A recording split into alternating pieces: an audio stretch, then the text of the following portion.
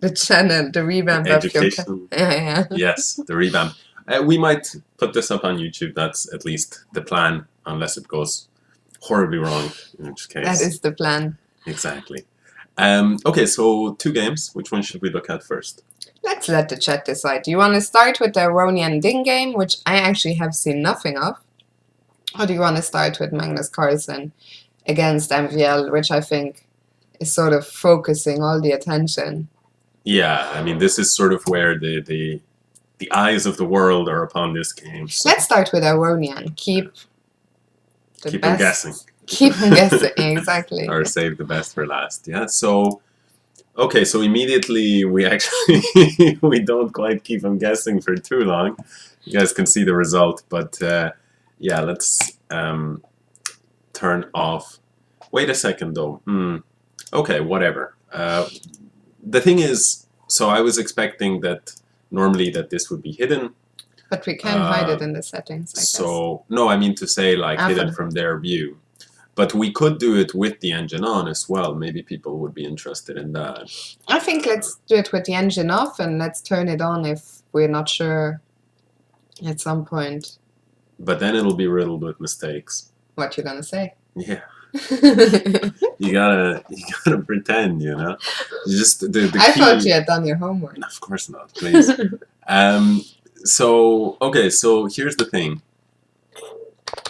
I did see the game, and we kick it off here. Very typical here at the highest levels. This is the absolute most common way to respond, with the first 2 moves being knight f6 and e6 in this order. And it's a super flexible system because basically black can do a lot of different things, and I suppose there's 2 or 3 major moves here. Either of the knight moves, and there's also this move g3. But the reason why this order is really a very powerful order for black is that if white plays the move knight c3, you can enter the Nimzo. Exactly. After the move knight c3, bishop b4, and the Nimzo Indian is one of the most respected openings going, and it's such a tough nut to crack. So a lot of players tend to avoid this with either the move knight f3 or g3. But the nice thing about this is that after the move knight f3, black, for example, can play d5, as he did in the game, but they can also play c5 and go into Benoni positions. They can play bishop b4 and go into Bogo Indian positions. They can even play d5 here. And one of the nice things about this particular move order is that, let's say that you want to play, this would be like a queen's gambit, right? But the nice thing about it is that the major line, and we can show this since people can see the openings book, let's say that we play d4, d5, and we say, okay, after this, we're going to play like this, and we're going to play like this. Now, if white now played knight f3, then we would be transposing, right? But the thing is here, as you can see, the most popular main line and the best scoring line is the exchange variation, with the intention of following up with the bishop to g5. And the thing about this is that if you put the knight, if you go in this order, then what happens is, if white now goes knight c3, black can always go back into the queen's gambit exchange if he wants to, but he actually stops white from doing this most of the time because white fears the Nimzo Indian. So white usually goes knight f3, and now black plays d5. And now we don't have this exchange. You don't have the exchange, and the reason why you don't have the exchange is because you could take here and go bishop g5 anyway. The difference there is that this knight is here instead of this knight. And often white plays with f3 later. Yes, absolutely correct, and sometimes puts the knight on e2. But the biggest point of all is that with the knight on c3, white would actually be threatening to take. And if you take back, this pawn on d5 falls. And that's how we get into theory. A couple of people in the chat have been asking who that guy is. Is he a GM? He's not quite the GM, not quite the GM. That's a tough opener, guys. You know, that's brutal. He's an IM, rough. And you can, in the chat, find out more about him with this command here. And yeah, as I said, the Fuchsia's response has me in tears. I know. I didn't even read it out. He missed his window of opportunity. Brutal. Jesus. I don't know what I did to the Fuchsia, but nothing good, apparently. So hi, the Fuchsia, by the way. I hope you're having Hope you're having a good day. Good evening. I beat her I flagged her in the sim at This least. explains it. Yeah. This explains it. She's taking it out She's on in a you. foul mood. Exactly. She's trying to hurt you indirectly. Anyway, back to the chess. So here white now goes knight c3, but black has gone on his queen's gambit without allowing the exchange variation. And now Ding really signals, I'm happy to play for a draw here. Ding has a very solid repertoire as black. He goes for c5, and this kind of Tarrasch setup where there's a lot of pawns that can come off the board. As you can see, like the main line is indeed what was played here, but now this semi-Tarrasch with knight takes d5. I think, by the way, there's absolutely nothing wrong. It makes a lot of sense to play very solidly as black in such a short match format. It's 2 games. He will get, well, you already know the game ended in a draw, but he will get a chance tomorrow with the white pieces. So I think it makes a lot of sense. Absolutely. And look at the statistics here show that e4 and e3 are not only the most popular, but also the better scoring moves. They all have a high draw percentage, but the highest draw percentage of all was the choice of Levon. So maybe Levon, who has cited health issues, maybe he's happy to just take it easy because he wasn't playing a line that is ultra ambitious or anything like this. As you can see, the computer is already reading 000. And now some exchanges happen on the board. And the thing is, again, more exchanges. This is very similar to the e4 line. So the e4 line that is super well known at the highest levels is you play like this, and then you take, check, here, take, and take. And the whole point is, Mamedyarov has actually won a few very nice games from the white side. But Magnus has played this as black, I think, certainly at least once, but I think 2 or 3 times. And he's demonstrated you can just hold. You can do something like here, you develop all your pieces. And the point is, white has more space, but it's often considered not enough. Black There's very few pieces left. Exactly. And you know that the space advantage is worth more when there are more pieces because, well, if you have more space, your opponent has less. And if you have less space, it's harder to figure out where you put your pieces. You know, your pieces get more cramped. But with less pieces, it's not as big of a deal. So the game took a kind of a similar turn to this. Now everything gets exchanged. We mentioned just a second ago this possibility. It makes a lot of sense to develop the bishop this way because your usual path is blocked off. So b6, bishop here and bishop here, castle and castle. And really, look at Ding's time. You know, it's 2 hours and 8 minutes. He's still in theory. Same as Levon, but I think this is a success for Ding. He knows, and Ding is so good at playing these positions because his repertoire as black is largely, his philosophy is, I'll draw with black, I'll get my wins with white. So white now has definitely a little edge, and that's what he tries to claim here. He jumps his knight into the center, but this allows black to exchange another couple of pieces. And the main thing that black needs to avoid in this position is just, you know, a couple of little tricks, like, for example, some, you know, let him imagine at a much weaker level, you might see some sequence like this, you know, and suddenly game over, right? Which you'd be quite happy to see. I think Levon would be quite surprised. Yeah, I think if Levon it would come as a good surprise. I think if Levon, yeah, that's true, exactly, yeah. Ding would really have to have a rough day at the office. Dinger is saying at guinea pig level.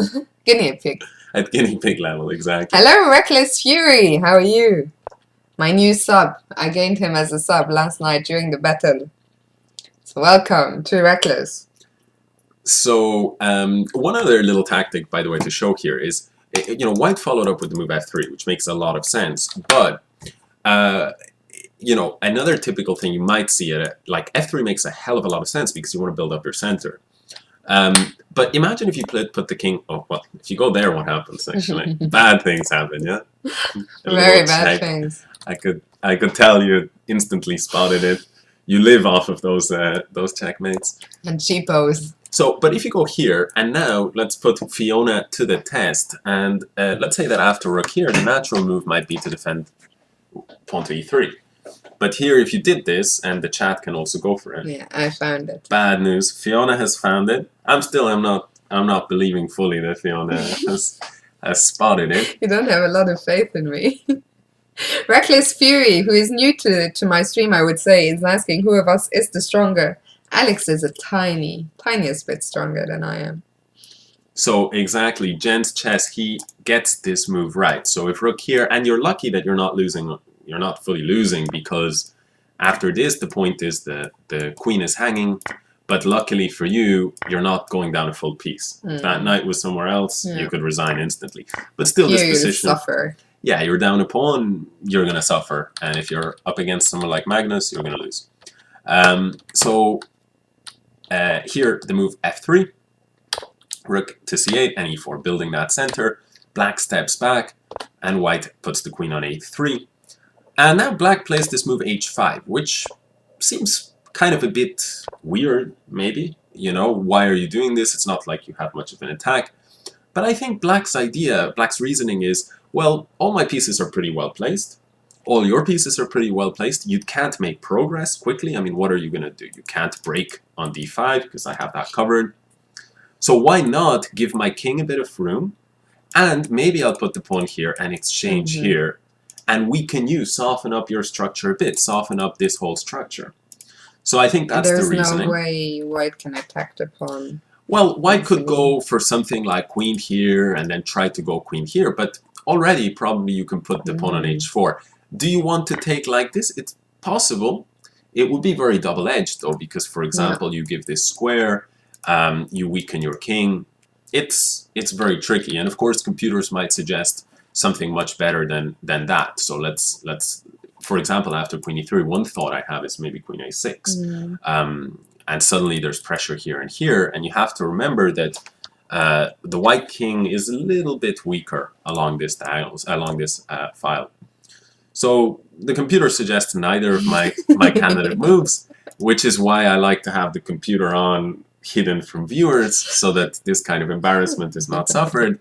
But you know, you have your own rules. I kind of like queen a6. So if queen a6, the computer just plays a weird computer move and argues that white is fractionally better, but it doesn't seem very scary. I mean, what the computer is suggesting, queen here, queen here, queen here, it's hard to believe that this is a big deal for black.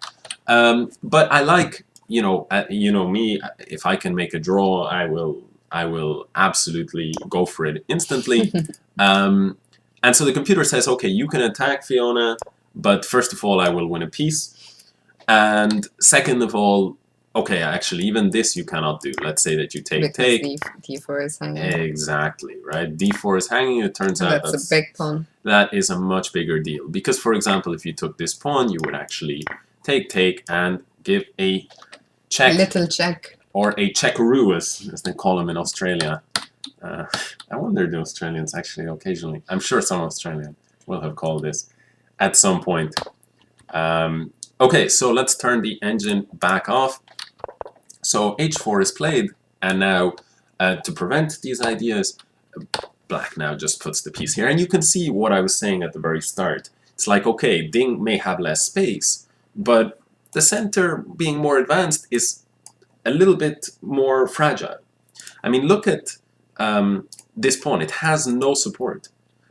This pawn, maybe there's going to be some sacrifice with the king. You never know.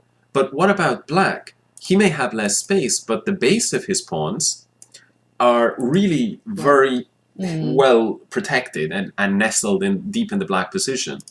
So the engine gives this as equal, which it recognizes. On the one hand, white has more space, but on the other, black is more solid. And with few pieces on the board, that's a balanced situation. And I think Aronian probably knew this, and so he goes for mass exchanges, which is, at this level, almost like offering a draw. It seems like, I mean, okay, there were a few more moves, but I think not much more happened. No. I think to me at least, it seemed like this was a game where both players were happy to have a quiet draw. I mean, both of them played in Calcutta in India, which concluded only a few days ago. Levon had an absolute nightmare of a tournament. As you said, he did reveal he's struggling with health issues, which caused him to withdraw from next event. Ding Liren also played in India. He's played so much this year. He's black. Yeah. So it's sort of, I think Ding Liren will make a big push tomorrow with the white pieces, and that will be very interesting. Yeah, I suspect he'll be ambitious anyway. It'll depend on what he gets, but he'll probably be quite ambitious. And you're right, and I mean, it's a very fair result in the sense that at this position, at this point, Aronian knows he's gotten nothing out of the position. You can see that 0. He knows Ding is one of the greatest players in the world, and he's on form. So why push? You're not in good health. And when he goes for this exchange, he's immediately saying, okay, let's get more pieces off the board. And Ding recognizes this. And at this stage, these top guys, they actually often are just looking for cute little sequences to finish the game quickly. And we see one now. So basically after rook c7, white goes rook c3. He's arguing, I'll go here, and then I'll forcibly take over the c-file. And black just uses a little trick here, queen c8, to say, no, I can also force through on the c-file. And then Aronian says, well, you know what, you take the c-file and my rook while you're at it. But there's methods to his madness. Very cute. It's a cute little finish. Yeah, you cannot take the queen without losing your queen. And so you take this rook. But f7 falls here, and then black can go to only one of 2 squares. If he goes to h7, that's the game continuation. If he goes to h8, then it would be check, king here, and check again. You cannot step forward without checkmate. And if you step back, then of course white at least has a draw. Yeah, I don't see more. Maybe the engine suggests more, but I don't think so. So it's a matter of taste. Both lead to perpetual. Ding went to h7, check. The question is, what about king h8? So you have another perpetual here on the board. It would be check, and then check. And if you go back, then of course we just have a repetition. And if you go this way, bad things happen. Yeah. Bristol Pete in the chat wants to know, does a GM just see a sequence like that instantly? So I guess he's referring to this queen takes a7. Yeah. Is that a well-known motive? Or? Yeah, this one is quite well-known. So as someone of the caliber of Aronian, absolutely. We have to distinguish between, you know, a GM and someone like Aronian or Ding. Yeah, of course. We can see actually, how long did he spend on queen a7? No time at all, yeah? No way. You can just use the arrows there. So here it was 154.21 and it's still written as the same. So he spent 30 seconds by the looks of it. Yeah, it could be like this. He basically went pretty much instantly, or this is not. Eric Rosen is rating with a party of 214. Oh, wow. Shit. Hello. Eric, thank you very much. Good evening, Eric. Thank you very, very much for the massive raid and a big welcome to all of Eric's viewers. Let me just take 1 second just to share my schedule to let you all know, for all you Eric fans and for the few of my own fans which remain here in the chat, December the 4th, 2 days from now at 9 p.m. Central European time, I will be streaming with Eric. So that is something that I'm very much looking forward to, and that's been long overdue. So very much looking forward to that, and I hope to see some of you there at the time. And Eric is now in the chat himself. Good evening, Eric, and welcome. Evening, Mr. Rosen. Shall we dive back in? Back to... They arrived just in time for the Carlsen-MVL analysis. So for those of you, I guess, shall you say what we're actually doing? Yeah, so maybe just briefly introduce ourselves to those of you who just arrived. My name is Fiona, aka Fiona. We are on my Twitch channel. This is astanehchess. You can find out more about him here. Thank you very much, Eric. I'll be in touch tomorrow to discuss some specifics about the stream. So yeah, you can follow him on Twitch or on YouTube. And basically, I just finished my stream 20 minutes ago, and we're now... Alex joined me to look at the games from the final of the Grand Chess Tour. And basically, we will upload this to YouTube later on, and our plan is to make more chess content for you guys in the future. So we'll see. We want to see how you guys enjoy this format. Central European time is GMT +1, I think. You're talking too much. Yeah, that's often the case.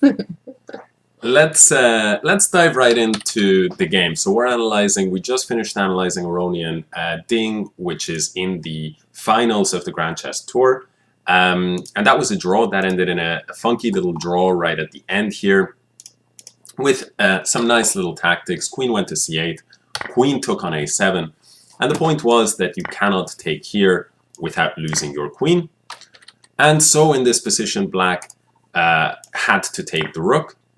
And then after Queen takes f7, it turns out that it is a draw. There are 2 squares for the king. Black went to h7. We'll see what happens. If he had gone to h8, it still would have been a draw. Check. You can only go to h7 and check. And if you go back, that's just going to be a repetition. While if you go forward, then far worse than a draw. So queen, checkmate on g6. Queen to g6, exactly. And so that is how the first game ended. It went here. And then there was a series of checks. Once again, it's worth noting that Black cannot escape in any other way. Let's say, for example, that he went. Well, actually, there's no real alternative. So let's not repeat the line I already showed. Let's go to the next game. So Okay. I think this is, out of the 2 semifinals, the one that people are the most curious about. Of course, it is world champion Magnus Carlsen. But also he's playing against MVL, who said during the Calcutta Grand Prix that he's actually, in a way, of course, his main event of the year is coming up, the Jerusalem Grand Prix, where he will have to have a very strong performance, probably win it, to qualify for the candidates tournament. And he said he's actually looking forward to warm up. And what better warm up than to play a mini match against world champion Magnus Carlsen? Exactly. So one of the things to say about, the first thing to say about this game is that Maxime is probably the most predictable player in the top 10. So you play 1e4 against him, you're going to get a Najdorf almost always. If you play 1d4 against him, you're going to get a Grunfeld. Yeah. The upside to facing someone like Maxime is he's very predictable, but the downside is that he knows his opening damn well. He knows his stuff, exactly. So Magnus decided we'll do a Najdorf, which is showing a lot of combative spirit, and he goes for the bishop g5 line, which is considered maybe the most aggressive. But after the move e6, it's interesting because if we put the engine on, you can actually see the database rather, you can see that the absolute overwhelming main move is f4. And the reason why this move bishop g5 got its reputation as really a tough cookie for Black to deal with is because of the so-called poisoned pawn. So Black here would go queen to b6, attacking the pawn, and White in the main line would play the queen to d2. Black would take the pawn, and all sorts of madness would ensue. And, it really would get completely crazy. White obviously has a huge edge in development. But on the other hand, if he gets it wrong, he's down a pawn and his structure is shattered. And we can see that some of the biggest names in the game have all played it. Yeah. But in theory, last I heard about this, Black in this super hyper strong computer age says Black is actually fine and it's a draw.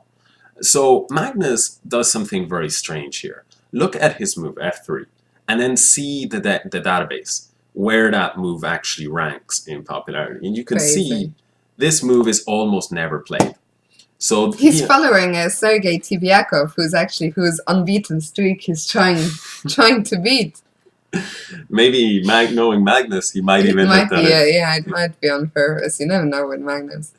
So here Black responds with the move h6, very principled move. And already in this position, we're down to barely any games that have been reached like this before. We can turn this off. Black played pawn to b5. And very, very normal in Najdorf setups, especially when you put the pawn on e6, you have to figure out where you're going to put this bishop. So b5 is played, a3, knight to d7 and queen d2. Both sides are just completing their development. But we see that Magnus, just on the clock, Magnus has played all, this wasn't, obviously not an over-the-board spur of the moment inspiration. He's up 10 minutes on the clock, while his f3 move clearly got Maxime thinking at least a little bit. It's probably not a move that he's faced too many times. Exactly. Maxime doesn't think a crazy amount of time because he can rely on rough knowledge, but you're facing the world champion and you're facing some system that you probably haven't looked in your notes in a very long time. So Maxime is probably just playing on intuition, whereas Carlsen might have had one or two specific ideas. I mean, it's quite scary, actually. In general, it's quite scary to be met by a move, met with a move that you didn't expect, but especially if it's Magnus playing it. Yeah. Even scarier. Thankfully, we generally don't have these problems to worry about. Most people don't. Okay, so Magnus castles queenside is very typical. Black will at some point castle kingside. White will throw his pawns at black, and black will do likewise and play on this semi-open c-file. So black plays this move h5. To beginner level players or even to club level players, to me. It seems very strange that you would go here and then only a few moves later go here. I mean, in both games, also in Levant's game, like once you explained it, it made a lot of sense, but I would probably never play h5 either in the previous game we saw if I were Dingley Wren or here if I were black. Yeah, it's a very unusual move unless you are an experienced Najdorf player. So what do you think might be the idea? No.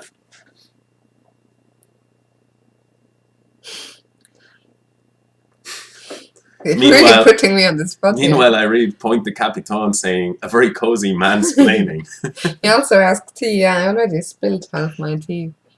So Angry Dragon has spoilered it, and Ruffiand is also saying exactly the same thing. It's all about this plan. When you castle queenside and black wants to castle kingside, we are launching our pawns. And so black is willing to give up control of this square in order to stop g4. I like this format a lot better, where you ask the chat questions rather than me. Nice try.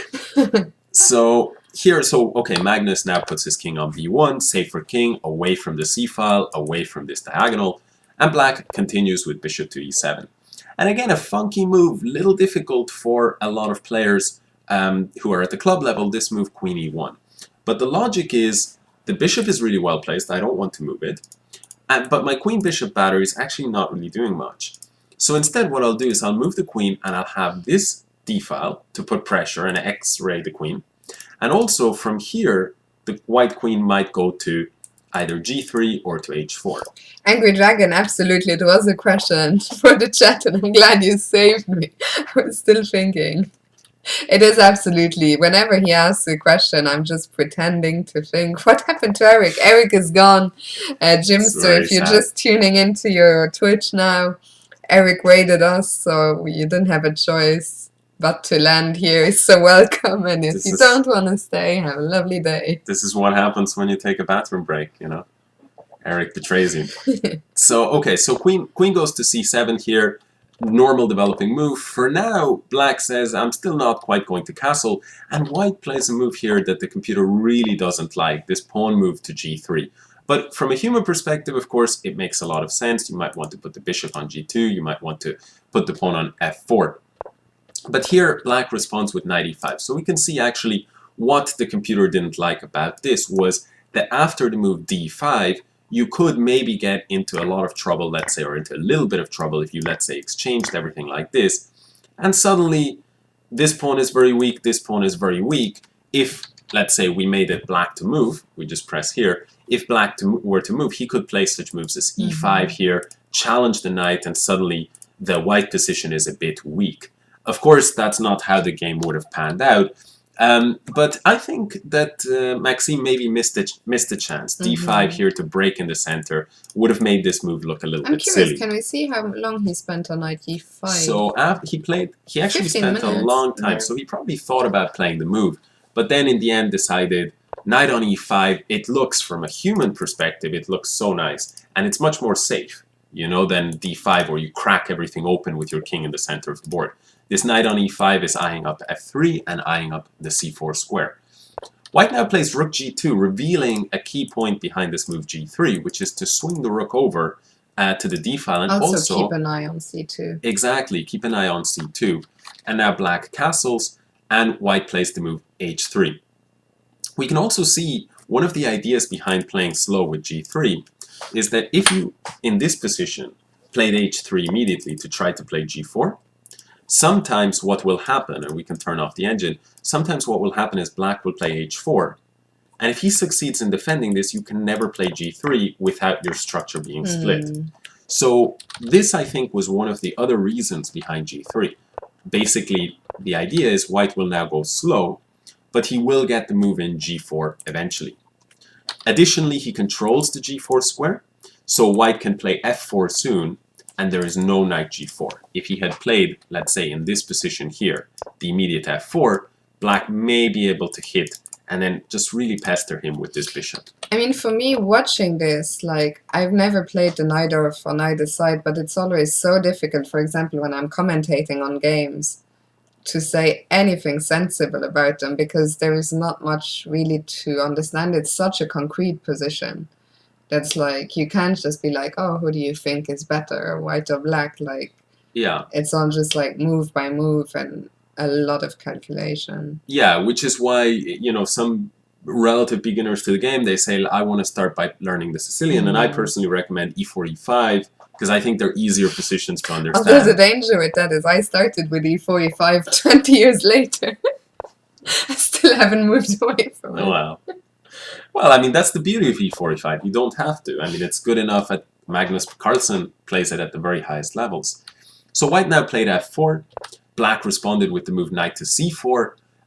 Beautiful square for the knight, and really a lot of aggression here towards all these points. If we press the X button, we can see that, if we press X, we can see that if it were black to play, he would just be winning. He would play this move knight takes a3, and after you capture, then this knight would fall, and the whole position would just fall, collapse like a house of cards.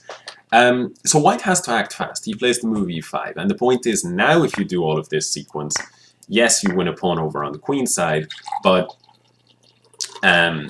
this knight is falling, so this is a bad idea. So black captured the bishop, and after queen takes, now he planted his knight on e4. Nice central square, it makes more sense. And well, you might be wondering, what happens if I take and I double up these pawns? And that's actually exactly what Magnus did. He took on e4 and he took, and you could say this might become a weak pawn. But on the other hand, this bishop here was completely stuck behind his pawns. And after this exchange, maybe that bishop will go here. Additionally, this rook maybe didn't have so much life if it just placed itself here behind this pawn. So black says, okay, my structure might be a bit worse, but... Do you agree that the white e-pawn looks like an ice cream sandwich? Yeah, absolutely. I mean, I was actually I was leading to that point. But Jimster got there before me, so congrats to Jimster. So white goes rook to e2, and indeed, Vasiliev plants that bishop on d5, exactly. I don't know who's on which side of the board I would be more worried here. Like, I feel like playing against these players, I'd be worried either way. Yeah. But yeah, it feels to me like that black's attack looks somewhat more threatening for now. Like that bishop looking at a3, the queen and the rook already eyeing up the c file. Thanks for the bits, Bobo. Thank you, Bobo. And his comment. It's a nice comment. Yes, absolutely. Glad you appreciate it. Yeah, and Rufus, no, what? I can never read those blue fonts. Rufiano is making a point that the white bishop is also not good on f1. So he's saying take and then rook 2d2. And bishop g2 looks nice. Yeah, absolutely. Well, you said this question of, I don't know who I'd be more afraid as. The thing is, you have different fears. If you're white here, the fear is black is going to hit you with b4, is going to use his greater attack and his greater piece activity against you, and you're not going to survive. But if you're black, your fear is white will scoop up this pawn on e4, parry your attack, and then afterwards, you know, crush you with the extra pawn. So it's really a matter of what you fear more. Do you fear being positionally crushed, or do you feel being tactically crushed? Because those are the threats. I like how Cabale is saying Magnus was advancing his pawns so slowly I didn't even recognize it was a pawn storm. He did take his sweet time, to be fair. You can call it like a pawn wind or something, yeah? That's terrible. A Guys, breeze, please. a pawn Pawn breeze. breeze. That makes a lot more sense. Okay, let's talk some chess. White goes knight b3 because if white, let's say, starts to get too creative here, we can show the exact line. Queen will go to a2 check, and then it's simply going to be game over because here you're just getting crushed. So white had to do something about this, and he chooses the move knight to b3. And now black plays the move bishop to c5. And what you can see is the queen actually here, black is playing with a lot of energy because he realizes, you know, I can't afford to be slow here. Let's say that as black we play some move like, and of course the engine will now say it's a perfect move, but let's say so here we go. If you go something slow like this, now white can even just take the pawn immediately, as you can see as one of the top lines, or maybe a finesse with rook d4. But the point is, you know, you cannot afford to play very slow like this, let's say, because suddenly you're down a pawn, and you have nothing to show for it, and you're dead. In fact, the computer will say you're down even more than a pawn because my knight is really good, my structure is really good, I have more space. Everything is just a disaster for black. So black has to play with a lot of energy. You can see Maxime playing the absolute top choice. So bishop c5 played, and now it's on to white, and white has really no good move here. As you can see, again, if white, let's say, goes queen to c3, this rook would be hanging. And the only way to not lose the rook and move your queen would be if you put the queen on d2. But then black will play rook d8, and it turns out this is too scary of an attack. All the pieces for black, and let's not forget the bishop there. It's really a disaster for white. So white himself has to take here, which suits him because more pieces come off the board and he can hope to win this pawn later on. But the problem is it does allow this little check. Well, I was actually going to say, well, which gives up piece, or at least he gives up the piece on the next move. Yeah. So what would be very typical, let's say, at almost every level except the I mean, at my player. level, I would just take back on c5 immediately. Exactly. With the rook. You would take maybe with the rook to keep the queen on the board. Definitely with the rook. No swapping queens, especially not in this position where, again, e4 would just drop and I would just be a pawn down. Yeah. But white, I guess he would stop this move with queen maybe b3. Now you would have to play queen c3, I guess. What reluctantly. Else? Well, I think it's not so bad because I would like to take this guy. But g3 is hanging. One of the drawbacks of playing like this. So I cannot do that. Hello, person. I don't know who that is. It's a black font. Twitch should get rid of this black font. Can you identify yourself? It's a subscriber. That's all I can see. I literally can't read anything. But maybe what I could do is maybe just something as simple as pawn to g4 or something like, no, pawn to g4, it's not so convincing. It's hard to say. We'll turn on the engine in a second now, but it's hard to say exactly what these players saw. I'm sure they saw something that I didn't. Actually, turns out maybe this was working, but maybe we have something better than b3. No, so you know what, Fiona? Rook takes c5 was the only other move that was absolutely fine. Queen takes c5 would have been a disaster, but rook takes c5, it turns out that if you do take this pawn, as you can see, not because of what I thought, because it turns out here you cannot take this pawn without losing to a horrible attack, rook to d2 g1, and there's really a horrible attack here. You're gonna get checkmated, as you can see. But what you are, so you know, I was giving this line, right, and I was thinking that was the reason that this pawn was falling, and indeed that line is good for black. But clever idea, queen takes e4, and if you take your pawn with the queens on the board, I am launching a devastating attack here on the g file.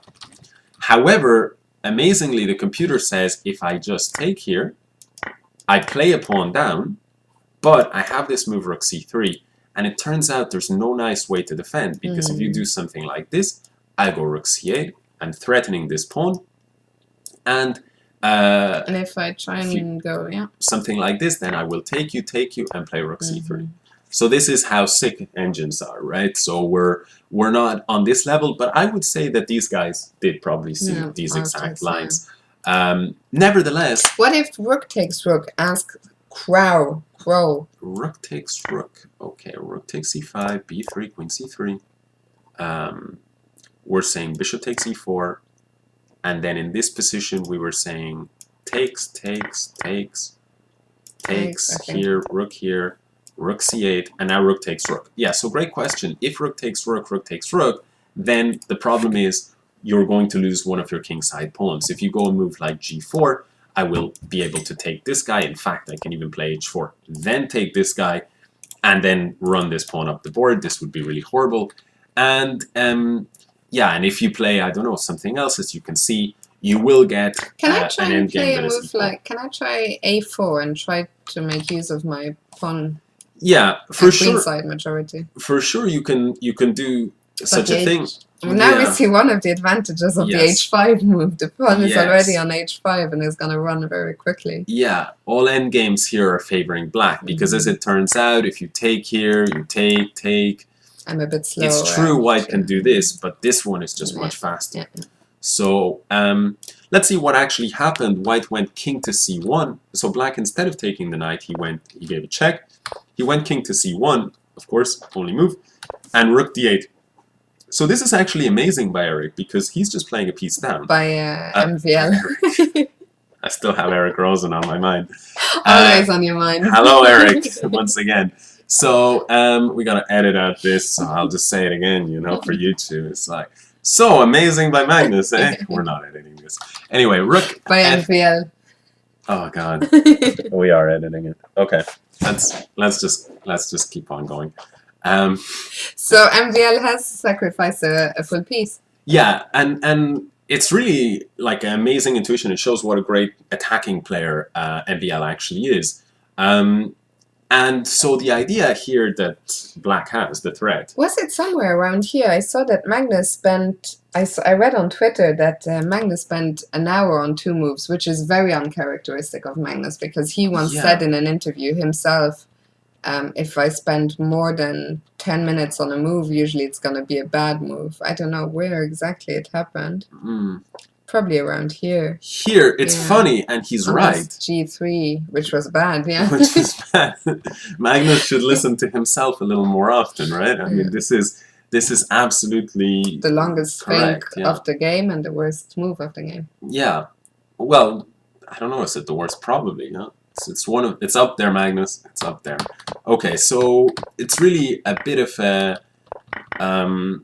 But you know, one of the things just to say is when you do spend a lot of time, it makes sense what Magnus says, that you're going to be in trouble because you're more likely to get it wrong, because if you're spending a lot of time, it means the position is really complicated.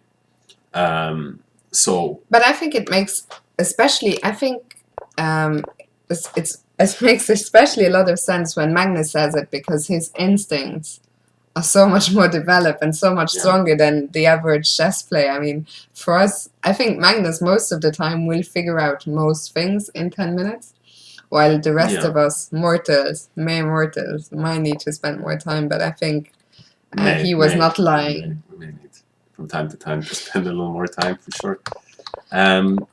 So, yeah, but it's a great point. It's exactly right, in my view.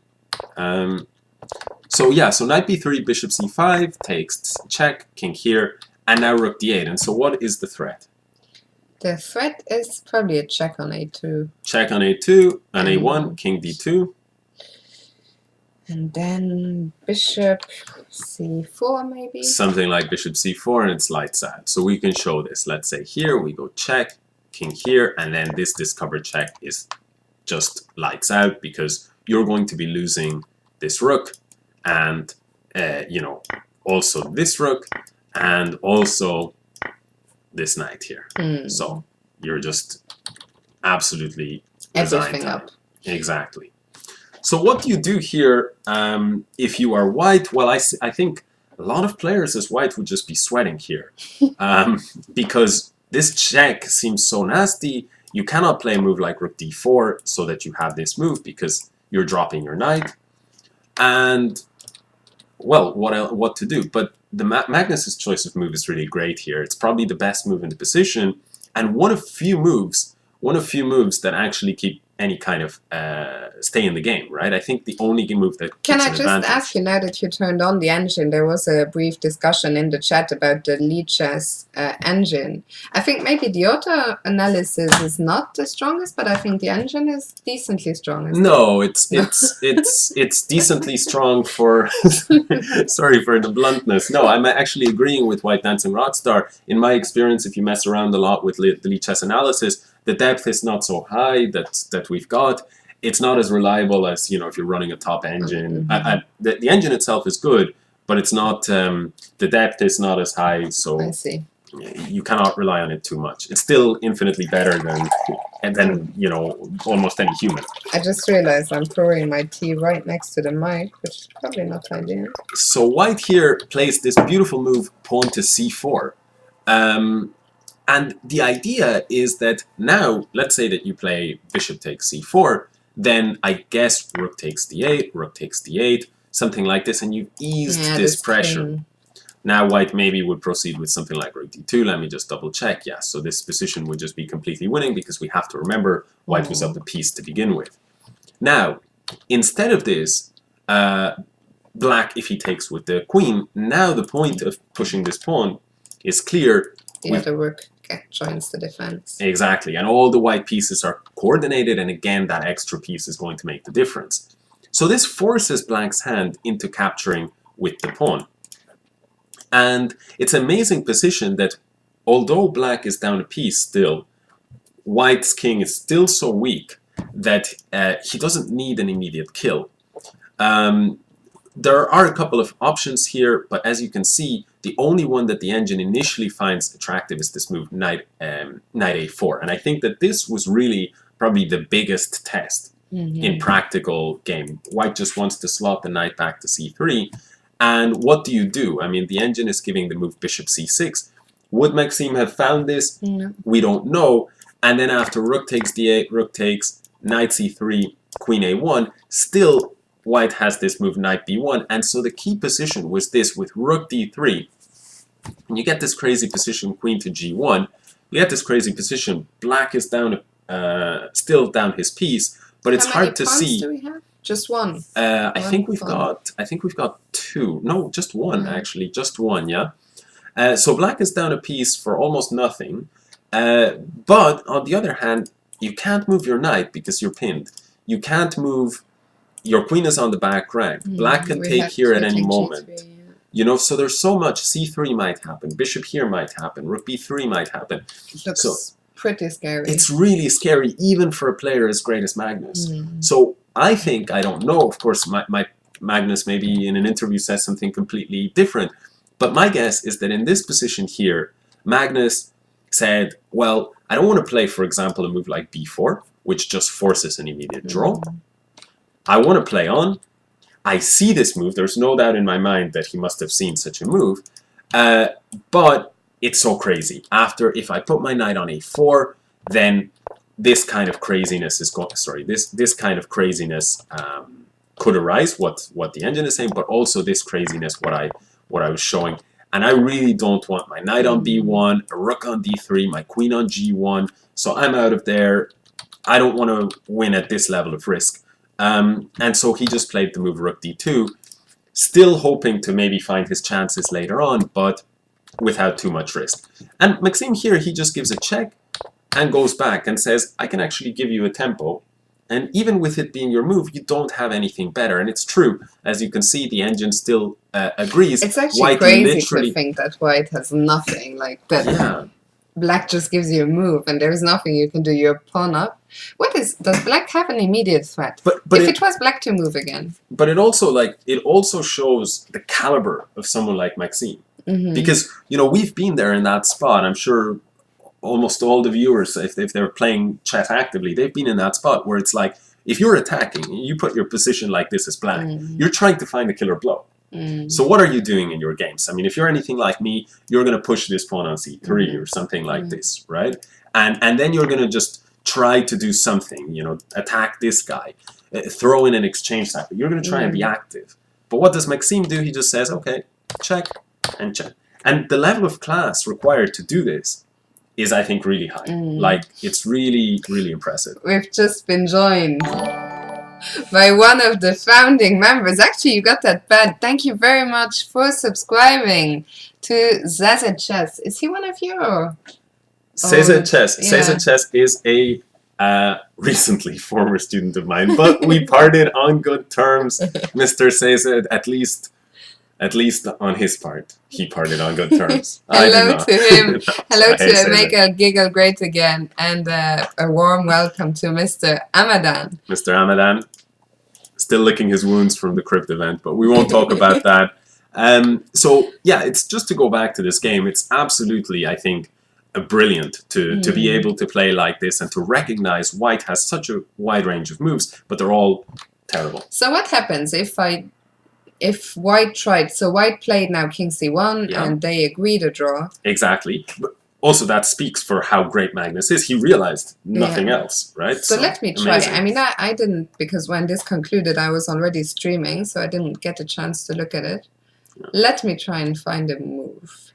Yeah, so I think for the sake of the chat, we can even be quite liberal with, let's say, playing out moves that seem natural to you intuitively. Okay, what if I just take on E4? That is absolutely ridiculous. I'm just kidding. I'm just kidding. Okay, which way do you want to take? With the bishop. Take with the bishop on E4. Okay, so this, I don't know, we'll do without the engines, but already I'm seeing this possibility here on take on C5. I don't know if that's the best move, but the point is after queen takes C5, bishop takes E4, and all of a sudden you're getting checkmated, because if you go here, it's checkmate on B3, and if you go here, then it's going to be checkmate this way. At White, I guess he could consider to take, but at the very least, Black has gotten back his piece. So I don't think that bishop takes E4 would be attractive to Magnus. Okay, what if I play G4? G4. This is really the height of arrogance. Yeah, it's like, I'll just improve my structure on the king side and checkmate you 25 moves from now. So one question that I have here is maybe C3 now is very strong. Because I'm threatening here and I'm threatening Okay, so checkmate. I think this is going to answer my question. C3 is probably a big threat. If you take this way, then I have this check. Sorry, I was going to give check and check, but even this is checkmate immediately. Yeah. So, and if you cannot take this way. It's somewhat classier to checkmate the king on D4. Yeah, you're right, absolutely. A little bit of class by purposefully delaying the game one move against your opponents. That's always classy. It's always classy to prolong checkmate. But let's not pretend we haven't all done this at some point in our chess careers. So what else to do if you take with the queen? Then in this position, I'm seeing this move bishop b3 at a minimum. I don't know if this is the best move, but it looks to me like it wins. You cannot drop the king back because of checkmate. And if you take on c5. Then you take on c5, and your queen is dropping. You actually have to block like this. It's really a disaster. And if you play knight takes, then it's going to be similar. Your queen is dropping, but on top of that, your knight is dropping. King b4. King b4 and rook b8, exactly. If you could hang on to your pieces, you actually have quite a lot. And the queen is currently stuck, but king on b4, it's a bad situation. So queen a2 really creates this very nasty threat of c3. You cannot play a move like queen c3 because rook takes c5. So we've seen we cannot take this pawn. We cannot play a waiting move. We cannot play, let's say, king to c3 ourselves. I guess because probably the same thing. Something like rook takes c5, and if you take here, we give a check. And king on d4, we have to make some kind of pun. King on d4, we level the score, if not for the fact that Maxime was actually, this was the game one. Terrible. Bishop c6 terrible. Or bishop b7, anything. Yeah, some bishop moves. The queen will have to go to d6. Queen has to go to d6. And okay, I mean, we can basically... I don't see the checkmate, but... Does anyone in the chat? Maybe? No. I mean, surely this king cannot survive. Hold on a second. Maybe it can. I don't know. King to d4. Mr. Anton squared me is here, but he's lurking. Either he's lurking or my chat isn't working properly, but very good evening. Let's see, is it Mr. checkmate? Squared me. It is not checkmate. It's just the win of a lowly queen. But okay, Disappointing. it's certainly enough. So after queen a2, the threat, as you can see, is Amadan indeed is saying c3. e3 instead of bishop b7. Yeah, okay. So Amadan is saying in the position with king on c3, takes, here, here, here, here. Oh, sorry, No, e3. here, e3. e3. Unfortunately, that still wins. That's not quite as good. Yeah, but not quite as good, Mr. Amadan. Okay, so Amadan is a long-time friend. And also commiserations on losing his credit debit card. It's been a tough day for Mr. Ramadan. Okay, so yeah, I think that more or less wraps up the analysis of the games. We might, if people enjoyed this, and really shout out to Eric once again for the raid. That was really nice. And I'm just reading out the last question about the game from Erdo, who's saying there was an idea before when the king was on c1 and black played rook takes c5 and then queen takes c5 and then rook b8 and rook b3 idea. Sorry, when the king was on c1? Where, sorry, before, when the king stayed on c1 and black played rook takes, queen takes, then rook b8 and rook b3. Yeah, I think this is talking, hold on. Here, I think, are we talking about in this position here, rook b8? No, well, definitely rook takes c5. The king stays on c1 and black plays rook takes c5. When did we play rook takes c5? There were a couple of moments. Maybe, no? Rook takes c5 was there, rook takes c5 was there. But the king on c1. Yeah. Let us know the move number, Erdo. But I think he's probably talking about some variation. That's the problem. But I don't see, I'm not seeing a line here with, I don't know. Maybe I'm just... Here, maybe? King on c1 here? No. If the bishop takes e4. Bishop takes e4, takes. No, but here, maybe instead of, can we play rook b8 here after queen takes c5? No, but we're taking this piece. Let's game over. Must be another line. Before white played queen a1. Before black played queen a1. King is on c1 here.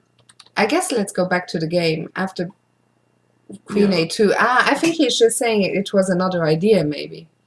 I think, okay, let's just go to the game after queen a2. Because I was saying, what is the black threat? Instead of going for the draw, that black would maybe play something else? No, I had said... I'm so super confused here. No, because I was saying, okay, what was black's threat is what I was saying. Like, why do I have to go back? And I think he's saying that another threat, because we talked about the threat c3, but another threat is rook b8 maybe here? Yeah, maybe rook b8 or even maybe taking and then rook b8 as well. I think that's... I'm not certain, but let's say a position like this, maybe this is the moment for rook b8. Certainly this is a huge possibility as well. And if you block, let's say, then okay, black can just build up the pressure, or I think what he's mentioning is this move rook b3. No, but he is saying, yes, here rook takes c5. Yeah. Which maybe rook b8 before take it, not giving up this rook, just simply rook b8 is stronger. I am not sure. Dazed and confused. I'm dazed and confused, and yeah. So long it's not true. Do you know what I'm referencing? I have no idea. Doesn't know his classics. Is it Percy who was here when I did my singing? I think it was Percy. So, I think that yes, that's it from me. Are you also done? I'm done. You're also done. Done and dusted. So one last thank you to Eric, and those of you who stuck around from the raid. I think we should say a big thank you for tolerating us. Yes, a big thank you, and also maybe we'll do this again. Yeah, I was thinking maybe even tomorrow. So tomorrow, I'll switch to my schedule now. Maybe if the games are done before 10 p.m., I will go live. We could go live early and look at the games beforehand. Yeah. And anyway, we will upload this to YouTube, like not the whole stream, just the part. Yeah, it was Percy. Dazed and Confused. It's a Led Zeppelin song, and Percy was here It's too high when level. I did a rendition of the Immigrant Song. So yeah, we will upload this to YouTube. Check it out. I don't even know if I have a YouTube command. I hope so. Yeah, so that's my YouTube. You can check it out there. Let us know if you like this sort of content, because we're hoping to bring you more of it in the future. Tomorrow, game 2 should be really interesting. Dingley ran with the white pieces against Aronian, MVL with white against Carlsen. So very likely we'll look at that before my stream tomorrow. So sometime around 9:30. Yeah. And then for those of you who came from Eric's stream, I will be streaming with him 2 days from now. So hopefully I'll see some more of you then. For now, that's all from us, I think. That is all. Thank you for sticking around. Hope you enjoyed this, and see you very soon. And thanks for the cheese. Okay. It's too late. I think you're done. Yeah, I'm out. You go. Edit that out for the YouTube video. Guys, it's been a lot of fun.